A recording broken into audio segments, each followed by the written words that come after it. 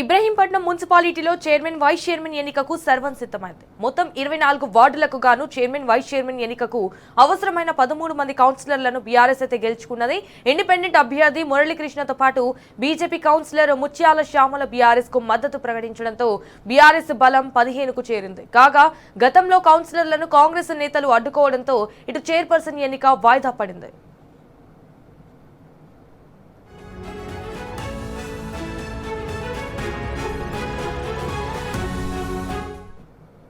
Right, ఇది విషయానికి సంబంధించి మరిన్ని డీటెయిల్స్ మా ప్రతినిధి రంజిత్ ఫోన్ ఇన్ ద్వారా అందిస్తారు. రైట్ రంజిత్, ఇటు ఇబ్రహీంపట్నం మున్సిపాలిటీలో అయితే చైర్మన్ వైస్ చైర్మన్ ఎన్నికకైతే సర్వం సిద్ధమైంది. దెన్ అక్కడ ఏర్పాట్లు ఎలా ఉన్నాయి, దీనికి సంబంధించిన అప్డేట్స్ ఏంటి?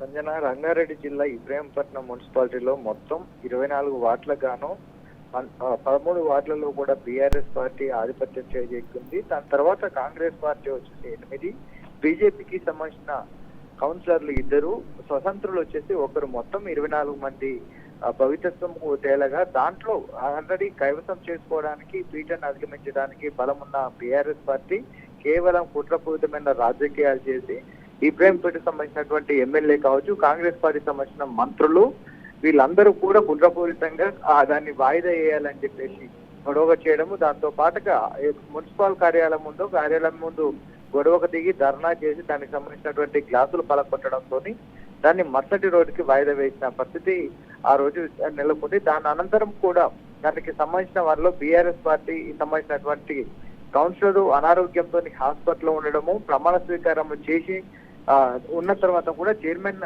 ఎన్నిక రోజున ఖచ్చితంగా ఉండాలని వాళ్ళు చెప్పడంతో చైర్మన్ ఎన్నిక రోజు కూడా యాదగిరి రావడం, యాదగిరితో బీఆర్ఎస్ పార్టీకి సంబంధించిన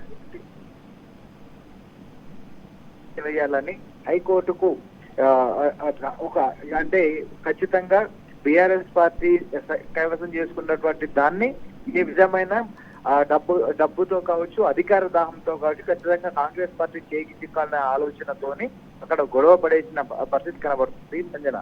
అలాంటిది కోర్టు అనంతరం కూడా కోర్టు ఇప్పటికే గడువు అయిపోయిన తర్వాత నేటికి చేయడంతో ఇప్పటికే భారీగా పోలీసులు అందరూ కూడా మోహరించి ఎక్కడికక్కడ భద్రతా ఏర్పాట్లు చేయడం, దాంతో పాటుగా ఎలక్షన్ కమిషన్ సంబంధించిన అధికారులు కావచ్చు, ఏదైతే ప్రమాణ స్వీకారం చేయడానికి సంబంధించినటువంటి అధికారులందరూ కూడా సర్వం సిద్ధం చేసి దాంతో పాటుగా 11:30 గంటలకు దానికి సంబంధించినటువంటి గతంలో చూసుకున్నట్లయితే దీనికి సంబంధించిన ప్రక్రియలో ప్రమాణ స్వీకారాలు అయిపోయాయి. దానికి సంబంధించినటువంటి వాళ్ళ ఐడి కార్డులు ఇష్యూ చేయడం జరిగింది. వాళ్ళతో పాటుకు వచ్చేసి ప్రమాణ స్వీకారానికి బల నిరూపణ అయిపోయిన తర్వాత బీఆర్ఎస్ పార్టీకి సంబంధించినటువంటి చైర్మన్ ప్రమాణ స్వీకారం అయిపోయిన తర్వాత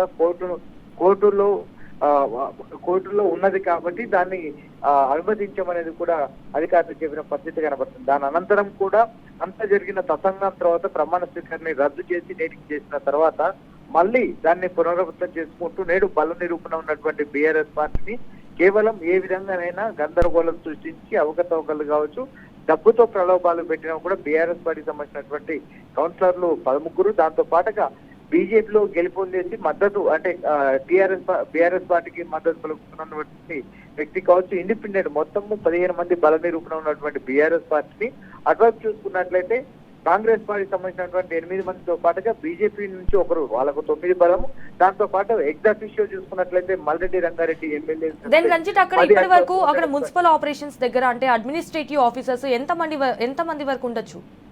దాదాపు 600 పైచీలకు వచ్చేసి పోలీస్ అధికారులందరూ ఎక్కడికక్కడ భద్రతా ఏర్పాట్లు బిఎన్ఎస్ యాక్ట్ 163 ప్రకారం కూడా దాదాపు ఉదయం 9 గంటల నుంచి సాయంకాలం 6 గంటల వరకు కూడా మొత్తం ఇబ్రహీంపట్నం మొత్తం కూడా ఆంక్షలు ఉంటాయి. ఎవరు కూడా గుంపు సమూహంగా ఉండొద్దు, 10 మంది కంటే ఎక్కువ ఉండొద్దు అని కూడా పోలీసులు ఆంక్షలు ఇవ్వడం, దాంతో పాటుగా పెట్రోలింగ్ మొబైల్ కూడా ఏదైతే బహిర్గత ప్రాంతాలు కావచ్చు దానికి సంబంధించినటువంటి 500 మీటర్ల దూరం వరకు ఎవరు రావద్దని కూడా దిశానిర్దేశం చేసిన పరిస్థితి కనబడుతుంది.